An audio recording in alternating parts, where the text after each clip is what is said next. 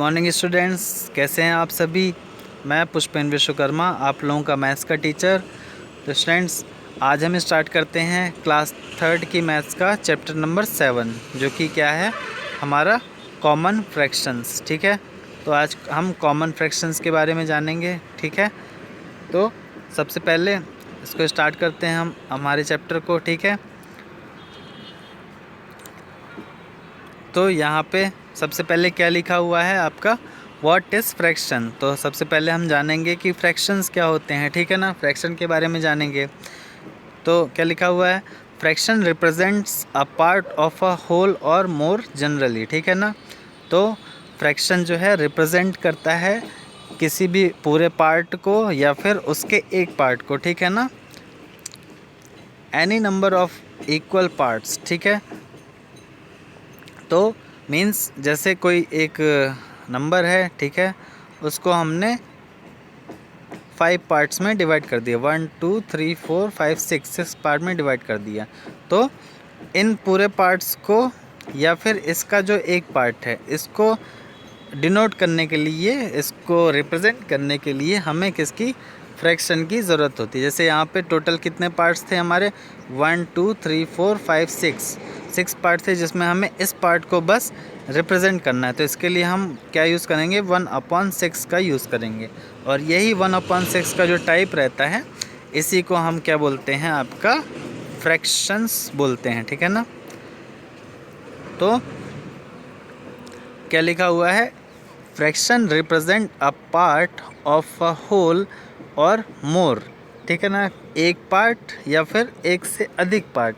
ठीक है ना, एनी नंबर्स और ऑफ इक्वल पार्ट्स, किसी भी नंबर को जब हम इक्वल पार्ट्स में डिवाइड कर देते हैं तो उसका एक पार्ट या फिर एक से ज़्यादा पार्ट्स को डिनोट करने के लिए हमें क्या, फ्रैक्शन की ज़रूरत पड़ती है। ठीक है ना, it is written in A/B form, और ये जो है A/B के फॉर्म में रिप्रेजेंट किया जाता है, लिखा जाता है इसको। ठीक है ना, एंड रीड A/B, और इसको रीड कैसे करते हैं, जैसे यहाँ इस तरह से कहीं पे लिखा हुआ है, तो इसको कैसे रीड करेंगे, A/B। जैसे आपके सामने अगर लिखा हुआ है ये, तो इसको आप कैसे रीड करेंगे, 1/2। ठीक है ना, इस तरह से आप इसको रीड करेंगे। ठीक है ना, और क्या लिखा हुआ, upper number of line called numerator, और ये जो लाइन रहती है, ठीक है, इस लाइन के अपर नंबर इसको बोलते हैं क्या, न्यूमरेटर, और and lower part is called denominator, और जो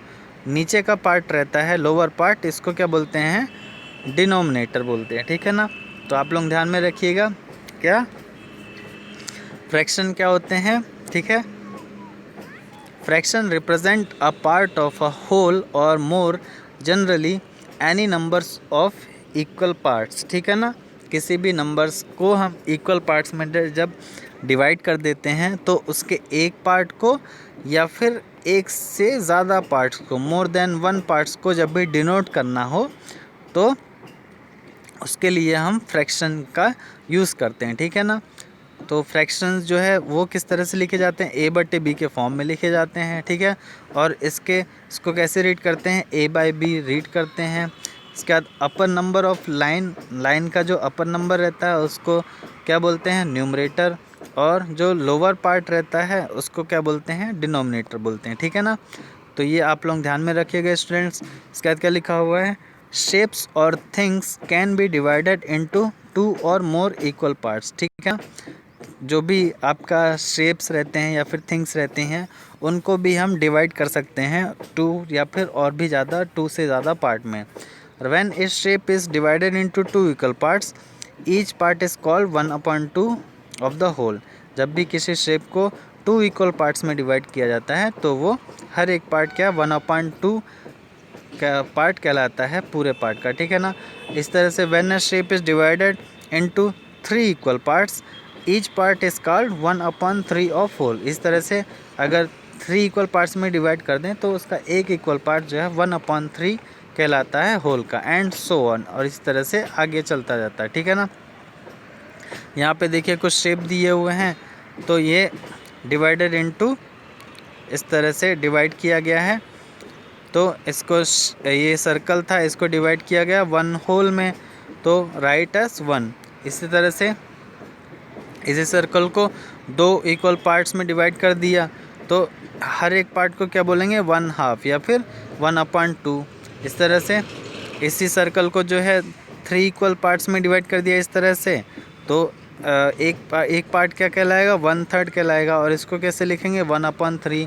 इसी तरह से इसी सर्कल को जो है 6 इक्वल पार्ट्स में डिवाइड कर दिया, तो एक पार्ट क्या कहलाएगा, 1/6 कहलाएगा, और इसको 1/6 कहेंगे।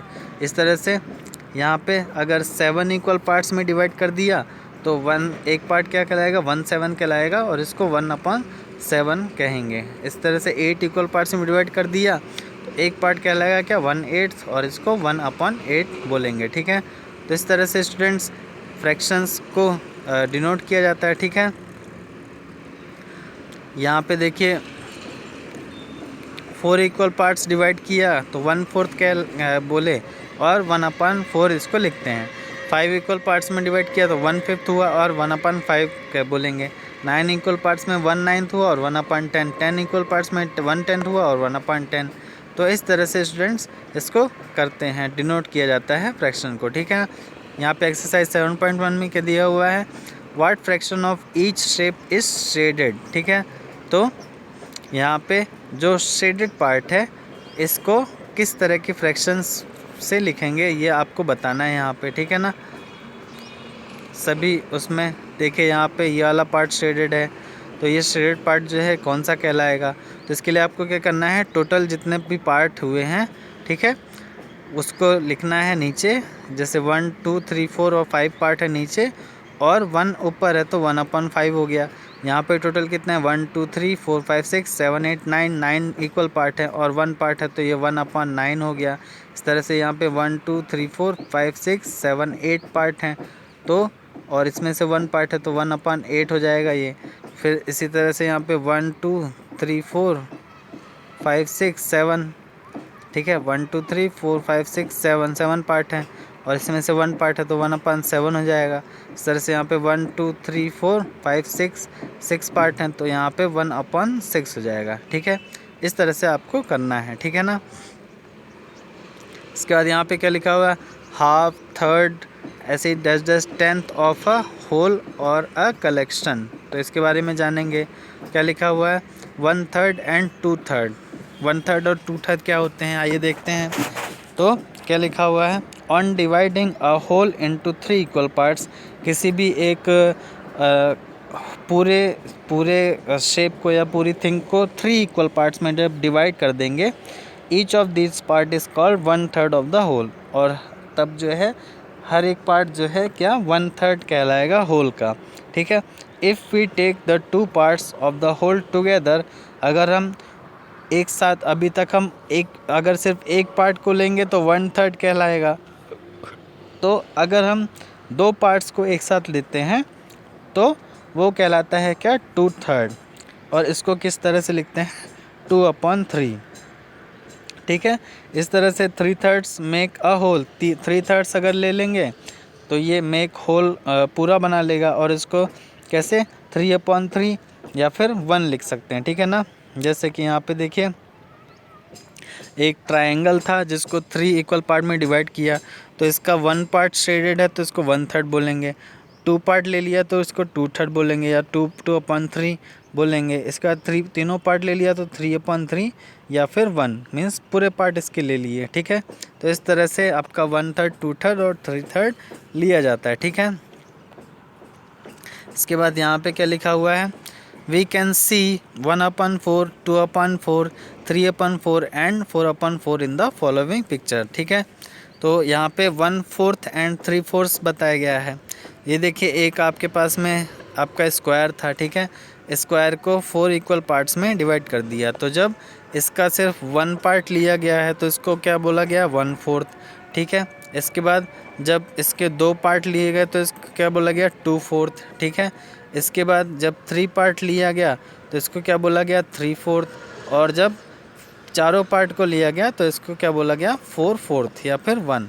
ठीक है, similarly we can shade figure 2/5, 3/5, 4/5, 2/6, 3/6, 4/6, 5/6 2/7, इस तरह से जितने भी रहते हैं सभी को हम जो है डिनोट कर सकते हैं, ठीक है ना। तो फिर यहाँ पे एक्सरसाइज देख लीजिए 7.2, यहाँ पे क्या लिखा हुआ है, what fraction of each shape is shaded. तो सभी में आपको जो है देखना है और फिर फ्रैक्शन बताना है जितने भी शेडेड किए हुए हैं शेप, ठीक है ना।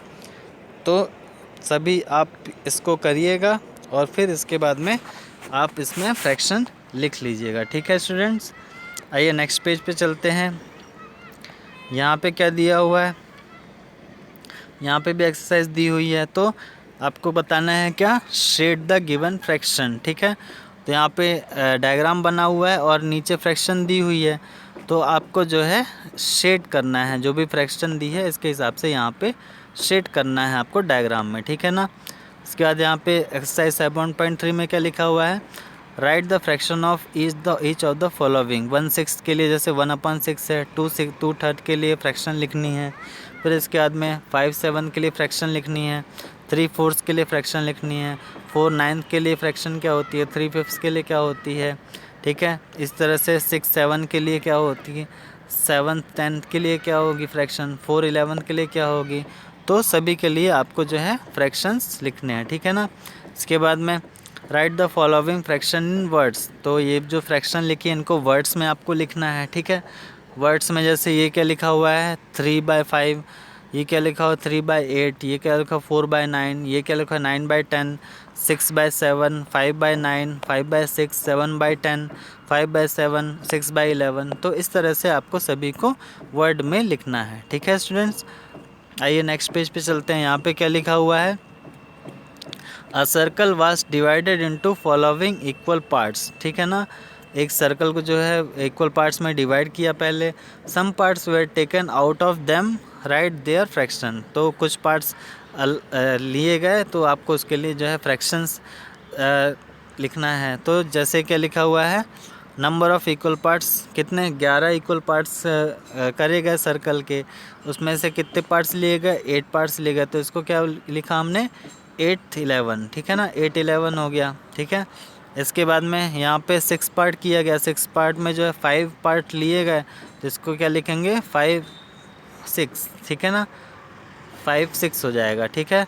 इसके बाद यहाँ पे 30 पार्ट करे गए, उसमें से 17 लिएगा, तो ये 70/30, 70/30 हो जाएगा, ठीक है ना।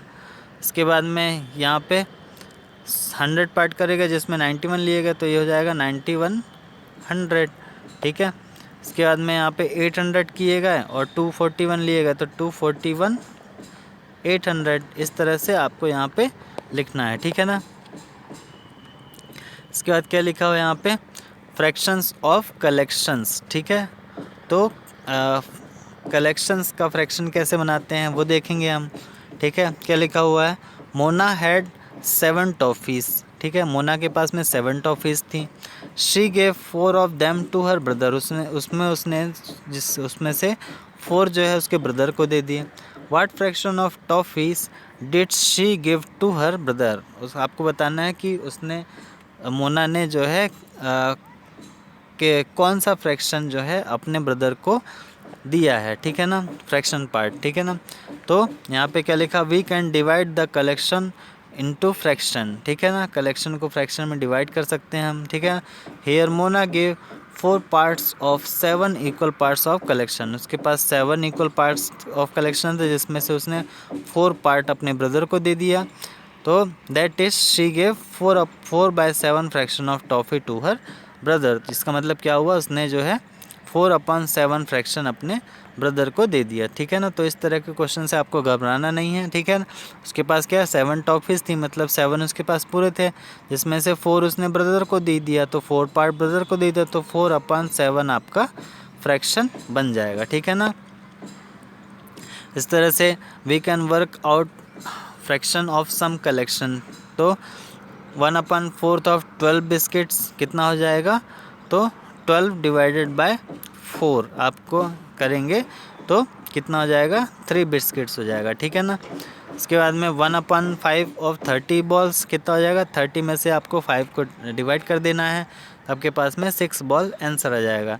इसके बाद 1/9 ऑफ 19 ग्राम स्वीट्स कितना हो जाएगा 90 divided by 9 equal to 10 gram sweets हो जाएगा। ठीक है, इसके बाद 1/4 ऑफ 1 आवर्स, तो 1 आवर्स में कितने मिनट्स होते हैं 60 मिनट्स होते हैं, इसमें आपको 4 से डिवाइड कर देना है, तो ये हो जाएगा कितना 15 मिनट्स। ठीक है, इसके बाद 1/5 ऑफ 250 मिलीलीटर ऑफ मिल्क, तो 250 में से 5 का डिवाइड कर देंगे तो 50 मिलीलीटर ऑफ मिल्क आपका आ जाएगा। ठीक है, तो इस तरह से कलेक्शंस को जो है फ्रैक्शन में चेंज करते हैं। ठीक है, यहाँ पे देखिए एग्जांपल दिया हुआ है, show 1/4 of each group by drawing a line, तो यहाँ पे आपको 1/4 बताना है। ठीक है, एक लाइन ड्रॉ करके। ठीक है, तो ये देखिए फर्स्ट वाले फिगर में यहाँ पे आपने इस तरह की लाइन ड्रॉ कर दी, और सेकंड वाले फिगर में यहाँ पे ऐसी लाइन ड्रॉ कर देंगे तो 1/4 आ जाएगा सभी का। ठीक है ना। इसके बाद में यहाँ पे एक्सरसाइज 7.4 में क्या दिया हुआ है, right the fraction of each collection that is shaded, आपको जो भी कलेक्शन में जो भी शेडेड पार्ट है उसमें आपको फ्रैक्शन बताना है। ठीक है ना, तो ये पहले भी हो चुका है तो आप लोगों से बन जाएगा। ये आपके 1 2 3 4 5 6 टोटल 6 हैं, जिसमें से 3 है, ये 3/6 हो जाएगा। 1 2 3 4 5 6 7 8, तो ये हो जाएगा 1 2 3 4 4/8 हो जाएगा। इस तरह से 1 2 3 4 5 6 7 8 9 10 11 12, 12 में से कितने पार्ट्स हैं शेडेड, 1 2 3 4 5 6 पार्ट हैं, तो 6/12 हो जाएगा। ठीक है, तो इस तरह से आपको जो है फ्रैक्शन बनाना है। ठीक है ना। इसके बाद यहाँ पे क्या लिखा हुआ है, फिल इन द ब्लैंक्स, तो 1/7 ऑफ 35 टॉयस, तो इसके लिए आपको क्या करना पड़ेगा 1/7 इंटू 35 हो जाएगा, या 35 में आपको जो है 7 से डिवाइड कर देना है, तो आपका आंसर कितना आएगा 5। ठीक है, इस तरह से 1/9 ऑफ 540, तो 540 में आपको जो है 9 से डिवाइड करना है। ठीक है, तो आपका कितना आ जाएगा 60 ग्राम स्वीट्स आ जाएगा। ठीक है ना। फिर इसके बाद में यहाँ पे क्या लिखा हुआ है 1/2 ऑफ 8 बर्ड्स, तो आपको 8 में से 2 का डिवाइड करना है, तो यहाँ पे 4 आ जाएगा आंसर। ठीक है, तो इस तरह से आपको इसमें करना है। ठीक है, यहाँ पे लिखा हुआ है क्या 1/5 ऑफ 20 ऑरेंज, तो 20 में से आपको क्या 5 का डिवाइड करना है, तो आपका 4 आंसर आ जाएगा। फिर 1/4 ऑफ 1 आवर, तो 1 आवर में कितने मिनट्स होते हैं 60 मिनट्स होते हैं, तो 60 में आपको 4 से डिवाइड करना है, तो 50 मिनट्स आ जाएगा। ठीक है, इसके बाद 1/3 ऑफ 150 मिलीलीटर में, तो 150 में 3 से डिवाइड कर देना है, तो आ जाएगा कितना 50 मिलीलीटर मिल्क। ठीक है ना, इस तरह से आपको करना है। यहाँ पे क्या लिखा हुआ, show 1/3 of each group by drawing a line, तो यहाँ पे भी आपको लाइन ड्रॉ करके 1/3 शो करना है। ठीक है, फिर इसके बाद में क्या लिखा हुआ है, Dinesh sleep 7 hours every day, a day has 24 hours, what fraction of the day does he sleep, तो इसमें आपको 7/24 सीधा सीधा कर देना है। ठीक है, इसका Anju bought 8 mangoes, she found 3 of them rotten, what fraction of apple was good, तो इसमें 3/8 सीधा सीधा आंसर आ जाएगा। ठीक है ना, 3/8 इसका आंसर हो जाएगा। ठीक है ना। ठीक है ना, इसके बाद क्या लिखा हुआ है, Roma got 33 marks out of 50 in English, उसको 33 मार्क्स मिले इंग्लिश में, what fraction marks did she obtain, तो इसका क्या बनेगा 33/50। ठीक है ना, इस तरह से इसका फ्रैक्शन बनेगा। ठीक है, इसके बाद में क्या है, the term numerator and denominator, तो आइए जानते हैं हम न्यूमरेटर और डिनोमिनेटर क्या होते हैं। In each fraction the numeral below the line tell us how many equal parts each whole is divided. ठीक है ना, तो जो फ्रैक्शन जो रहता है उसमें जो नंबर रहता है लाइन के नीचे, ये जो लाइन रहती है इसके जो नीचे का नंबर रहता है वो क्या बताता है, how many equal parts each whole is divided, मतलब जो भी ईच एक है पूरा पार्ट वो कितने पार्ट में डिवाइड किया गया है। We call the denominator of the fraction, और इसी को हम क्या बोलते हैं डिनोमिनेटर कहते हैं। मीन्स जो आपका फ्रैक्शन रहता है a/b, तो यहाँ पे इस लाइन के नीचे मीन्स b जो है वो आपका क्या कहलाता है डिनोमिनेटर कहते हैं इसको। ठीक है ना, for example 5 is denominator in the fraction 3/5, तो 3/5 अगर दिया हुआ है तो इसमें 5 जो है वो डिनोमिनेटर आपका कहलाएगा फ्रैक्शन का। इसके बाद क्या लिखा हुआ है, in each fraction the numeral above the line tell us how many fraction equal parts have been taken. और जो लाइन के जो ऊपर का पार्ट रहता है, ठीक है ना, जैसे यहाँ पे A/B दिया हुआ फ्रैक्शन, तो जो ऊपर का पार्ट है ये कहलाएगा क्या कि होल पार्ट्स को इक्वली डिवाइड करने के बाद में कितने पार्ट्स जो है टेकन किए गए हैं, ठीक है ना, वो ऊपर दिखाएगा, तो वो ये चीज़ दिखाता है कितने पार्ट्स टेकन किए गए हैं, ठीक है ना। In each fraction the numeral above the line tell us how many of equal parts have been taken, we call it numerator of the fraction. और इसको जो है न्यूमरेटर बोला जाता है फ्रैक्शन का, ठीक है ना। जैसे कि 4 is the numerator of the fraction 4/7, ठीक है ना। 4/7 जो है इसका न्यूमरेटर 4 हो जाएगा, ठीक है ना। तो फ्रैक्शन में क्या चीज़ होती हैं, न्यूमरेटर होता है और डिनोमिनेटर, दो चीज़ें होती है, आपको ध्यान में रखना है, ठीक है ना। जैसे कि एक छोटा सा एग्जांपल हम ले लेते हैं, जैसे लिखा हुआ है 3/5, अगर कोई फ्रैक्शन है तो 5 ये है, 5 जो है आपका ये डिनोमिनेटर कहलाएगा। और इसका मतलब ये हुआ कि आपके पास एक ऑब्जेक्ट था, ठीक है, जिसको आपने 5 इक्वल पार्ट्स में डिवाइड कर दिया, 1 2 3 4 5 इक्वल पार्ट्स में डिवाइड कर दिया एक ऑब्जेक्ट को, ठीक है। और 5 यहाँ पे डिनोमिनेटर हो जाएगा, और 3 जो है 3 आपका क्या नॉमिनेटर कहलाएगा। और इस 3 का मतलब क्या हुआ कि इन 5 पार्ट्स में से आपने 3 पार्ट्स जो है टेकन किए हैं, ठीक है ना।